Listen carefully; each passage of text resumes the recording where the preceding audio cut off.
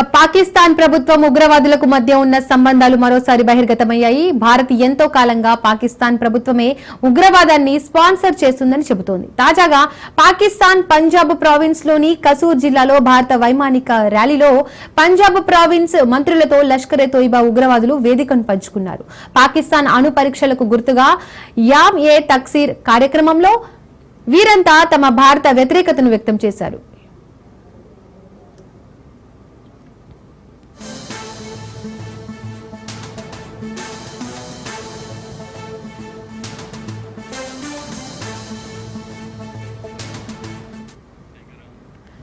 భారతదేశంపై విషం కక్కారు. నిఘా వర్గాలు ఇటీవల జరిపిన పహల్గామ్ ఉగ్రదాడికి ప్రధాన సూత్రధారిగా సైఫుల్లా కసూరిని భావిస్తున్నారు. పహల్గామ్ ఉగ్రవాద దాడికి సూత్రధాని అని నన్ను నిందించారు. ఇప్పుడు తన పేరు ప్రపంచానికి తెలిసిందని ఆయన గర్వంగా చెప్పుకున్నాడు.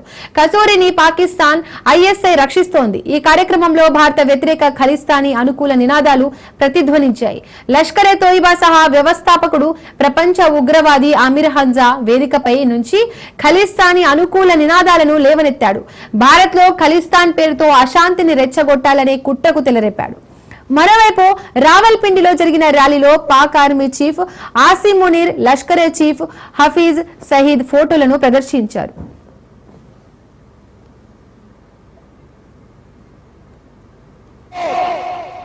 आज का आने वाला 28 मई ये बुनियान मरसूस के साथ आया है।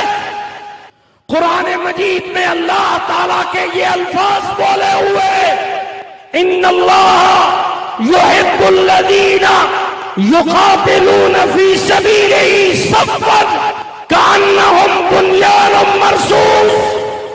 अल्लाह ताला उन लोगों से मोहब्बत करता है, प्यार करता है। अल्लाह की रहमत, नुसरत, गलबे उन लोगों के साथ है युक़ातिलूना फी सबीलिही, जो अल्लाह के रास्ते में